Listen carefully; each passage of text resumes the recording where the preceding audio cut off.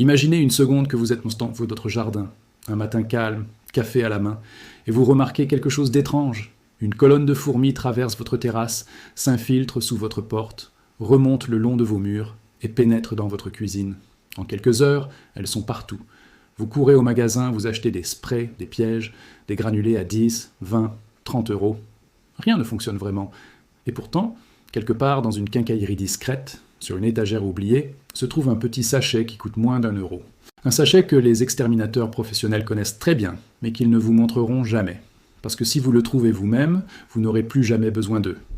Ce que je vais vous raconter aujourd'hui n'est pas une simple astuce de jardinage, c'est l'histoire d'une poudre, d'une molécule redoutable, et d'une industrie entière qui préfère vous voir dépenser de l'argent plutôt que de résoudre votre problème une bonne fois pour toutes.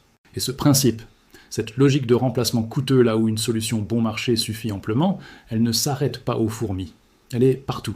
Dans vos appareils électroménagers, dans vos machines, dans vos équipements industriels. Partout où une petite pièce usée, un composant vieilli, un connecteur oxydé décide de lâcher, et où on vous dit qu'il faut tout remplacer. Restez avec moi, parce que ce que vous allez apprendre vaut des centaines, peut-être des milliers d'euros. Commençons par le commencement. La poudre dont on parle, c'est la terre de diatomée. Un nom qui peut sembler technique, presque scientifique, mais dont l'origine est fascinante. Il s'agit en réalité de fossiles microscopiques, des algues unicellulaires appelées diatomées, qui ont vécu dans les océans et les lacs il y a des millions d'années. Quand elles meurent, leur squelette de silice se dépose au fond de l'eau, se fossilise et forme avec le temps des couches de sédiments blanchâtres. On extrait ces sédiments, on les broie, on les raffine, et on obtient cette poudre d'apparence innocente, presque comme de la farine très fine. À l'œil nu, elle ne ressemble à rien de dangereux, mais vue au microscope, c'est une toute autre histoire. Chaque particule de terre de diatomée est couverte de bords acérés, des lames microscopiques aussi tranchantes que du verre brisé à l'échelle d'un insecte. Quand une fourmi marche dessus, ces particules s'incrustent dans son exosquelette, perçant ses articulations, et provoquent une déshydratation massive. L'insecte ne meurt pas empoisonné au sens chimique du terme. Il meurt parce que son enveloppe protectrice est littéralement déchirée de l'intérieur et que ses fluides vitaux s'évaporent dans quelques heures. C'est brutal, mais c'est purement mécanique. Et c'est là que réside tout le génie de cette poudre. Elle ne contient aucune molécule chimique de synthèse, aucun pesticide au sens traditionnel du terme. Les fourmis ne peuvent pas développer de résistance contre elle. On ne peut pas devenir immunisé contre des lames de verre. Alors pourquoi est-elle bannie dans 12 États américains sous certaines formes d'utilisation, et pourquoi certains pays européens la réglementent si strictement? La réponse est nuancée, et c'est là que le sujet devient vraiment intéressant. Il existe deux types de terre de diatomée. La version naturelle, non calcinée, utilisée en agriculture et en jardinage, et la version calcinée à haute température, traitée pour l'industrie de la filtration, notamment dans les piscines. Cette seconde forme produit de la silice cristalline, un composé qui, inhalé de manière prolongée, peut provoquer des maladies pulmonaires graves comme la silicose. C'est cette version industrielle qui est interdite ou fortement restreinte dans de nombreuses juridictions. La version naturelle, elle, reste légale, accessible et redoutablement efficace contre les insectes. Le problème, c'est que beaucoup de gens ne font pas la différence. Et certains fabricants de produits antiparasitaires n'ont aucun intérêt à vous expliquer cette nuance, parce que si vous comprenez que la version sûre de cette poudre coûte moins d'1 euro pour traiter l'ensemble de votre maison, vous n'achèterez plus jamais leur spray à 15 euros, leurs fumigènes à 30 euros, leur service d'extermination à 200 euros. Le modèle économique s'effondre, et c'est exactement le même mécanisme qui opère dans le monde de la réparation des appareils électroménagers et des machines industrielles. Pensez à votre lave-linge, à votre réfrigérateur, à votre climatiseur, à la perceuse que vous utilisez tous les dimanches. Ces appareils sont conçus avec des composants qui s'usent, des résistances qui vieillissent, des condensateurs qui se gonflent, des joints qui se durcissent, des contacts électriques qui s'oxydent. Et quand l'un de ces composants lâche, l'appareil entier s'arrête. Vous appelez un technicien. Il arrive, regarde la machine 5 minutes et vous annonce un devis qui avoisine souvent le prix d'un appareil neuf. Dans la moitié des cas, la panne vient d'une pièce qui coûte entre 1 et 10 euros. Un condensateur de démarrage pour un moteur de machine à laver, cela coûte 2 euros. Un thermostat pour un radiateur, 3 euros. Un fusible thermique pour un sèche-cheveux ou un four, moins d'1 euro. Ces petites pièces, ces minuscules composants, sont exactement comme la terre de diatomée pour les fourmis. Ils sont la solution simple, efficace et économique que personne ne vous montre. Revenons un instant à la colonie de fourmis, parce que la manière dont on résout ce problème illustre parfaitement la logique que je veux vous transmettre. Quand vous trouvez une invasion de fourmis, Votre instinct vous pousse à attaquer là où vous les voyez. Vous pulvérisez du spray sur la colonne, vous posez des pièges aux endroits où elle circule. Mais les fourmis que vous voyez représentent moins de 10% de la colonie. La reine, les œufs, les larves, les réserves de nourriture, tout cela est enfoui à parfois 1 mètre de profondeur dans le sol. Si vous ne touchez pas à la source, la colonie se reconstitue en quelques jours. La terre de diatomée, elle, fonctionne différemment. On la disperse sur les zones de passage, autour des fondations, dans les fissures, le long des murs. Les ouvrières la ramènent sans le savoir à la colonie, la transmettent aux autres. En 24 heures, une colonie entière peut s'effondrer. Pas parce qu'on a attaqué en force, mais parce qu'on a ciblé le bon point de défaillance. C'est exactement cette logique qui s'applique à la réparation des appareils. La plupart des pannes ne viennent pas d'une défaillance globale du système. Elles viennent d'un seul maillon faible, d'un seul composant qui a atteint sa limite de vie. Un condensateur électrolytique dans un téléviseur, c'est une petite capsule cylindrique qui stocke de l'énergie. Avec les années, l'électrolyte à l'intérieur se dégrade, le condensateur gonfle légèrement et il ne remplit plus sa fonction correctement. Le téléviseur commence à mettre du temps à démarrer, l'image clignote, puis un jour, il ne s'allume plus. Un technicien non scrupuleux vous dira que la carte mère est morte, qu'il faut remplacer l'écran, que la réparation n'est pas rentable. Mais un condensateur de remplacement, c'est 50 centimes sur n'importe quelle plateforme de composants électroniques.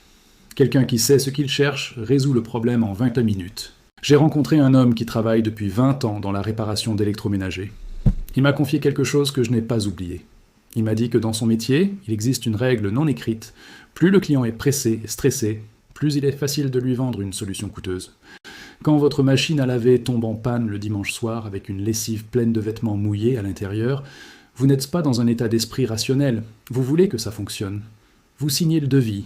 Ce technicien, lui, m'a montré une boîte en plastique remplie de petites pièces. Des résistances, des fusibles, des relais, des joints toriques, des touches de clavier, tout ce qu'il avait retiré d'appareil que ses clients lui avaient demandé de jeter après avoir décidé d'en racheter un neuf. Des pièces parfaitement fonctionnelles, extraites de machines déclarées mortes, qui auraient pu remettre en marche d'autres appareils pour quelques euros. Et c'est là que le parallèle avec la poudre à 1 euro prend tout son sens. La terre de diatomée, ce n'est pas un produit magique. Ce n'est pas une solution miracle inventée hier. Elle existe depuis des décennies. Elle est utilisée dans l'agriculture biologique certifiée depuis les années 80. Des éleveurs s'en servent pour protéger les grains stockés dans les silos. Des jardiniers l'utilisent pour protéger leurs plantations sans polluer les sols. Elle est connue, documentée, efficace. Mais dans le secteur de la lutte antiparasitaire grand public, elle est invisible. Elle ne génère pas assez de marge. Elle ne crée pas de dépendance. Elle résout le problème trop bien, trop vite et trop peu cher. Imaginez maintenant que vous avez une tondeuse à gazon qui refuse de démarrer. Vous la portez chez un réparateur, il la retourne dans tous les sens et vous annonce que le carburateur est encrassé, que les joints sont foutus et qu'une révision complète vous coûtera autant qu'une tondeuse d'occasion. Ce qu'il ne vous dit pas, c'est qu'une buse de carburateur bouchée se nettoie avec une petite pièce de remplacement qui coûte 2 euros, qu'un joint de carburateur universel se trouve pour moins de 3 euros, que la plupart des problèmes de démarrage sur les petits moteurs thermiques viennent d'une bougie d'allumage encrassée, et qu'une bougie neuve coûte entre 1 et 5 euros selon le modèle. Ces réparations ne demandent pas de diplôme, pas d'atelier équipé, pas d'outils spécialisés. Elles demandent de savoir où regarder et quoi chercher. Le savoir, c'est exactement ce que l'industrie préfère garder pour elle, parce que chaque appareil que vous réparez vous-même, c'est un appareil que vous ne rachetez pas. Chaque pièce que vous commandez à 1 euro sur Internet, c'est une intervention de technicien que vous n'appelez pas. La culture du jetable n'est pas née d'une logique environnementale ou pratique. Elle est née d'une logique économique. On vous a appris à voir la panne comme une fatalité plutôt que comme un problème soluble. On vous a conditionné à associer la durabilité à la marque premium, aux prix élevés, aux services après-vente onéreux. Mais la vérité, c'est que la résistance de chauffage qui grille dans votre bouilloire est standardisée, que le moteur qui tourne dans votre aspirateur utilise des charbons de remplacement que vous pouvez commander pour moins de 5 euros, que l'écran de votre machine à laver qui n'affiche plus rien a souvent juste besoin d'un nouveau ruban de connexion flexible disponible pour quelques euros. La terre de diatomée, dans cette histoire, est une métaphore autant qu'une solution réelle. Elle représente cette catégorie de remèdes simples, abordables, naturellement efficaces, que l'industrie préfère noyer sous des couches de marketing, de complexité artificielle et de prix gonflés. Elle représente le fait que la solution à votre problème existe déjà, qu'elle coûte presque rien et qu'il suffit de savoir où chercher. Les fourmis n'ont pas disparu de la surface de la Terre parce qu'on n'a pas trouvé comment les combattre. Elles persistent, Parce que on vous vend la mauvaise solution, encore et encore, au prix fort. Alors la prochaine fois que votre machine à laver bipé à 3 heures du matin et s'arrête en plein cycle, avant d'appeler le technicien, avant de chercher un modèle de remplacement, prenez 2 minutes. Cherchez le code d'erreur que la machine affiche. Regardez si une résistance, un capteur, un joint ou un roulement n'est pas la cause. Dans 9 cas sur 10, la pièce qui a lâché coûte entre 1 et 20 euros. Et dans 9 cas sur 10, la remplacer n'est pas plus compliqué que de changer une ampoule. C'est vrai pour votre électroménager. C'est vrai pour vos outils. C'est vrai pour votre jardin. Et maintenant, c'est vrai pour vos fourmis. Un sachet de terre de diatomée naturelle, moins d'1 euro. Une colonie de fourmis éliminée en 24 heures, sans produits chimiques, sans danger pour vos enfants ou vos animaux, sans intervention professionnelle. Des centaines d'euros économisés sur une pièce de remplacement qui redonne vie à un appareil condamné à tort. Ce sont ces petites victoires-là, discrètes, invisibles, que l'industrie préfère vous cacher. Mais maintenant, vous savez où regarder.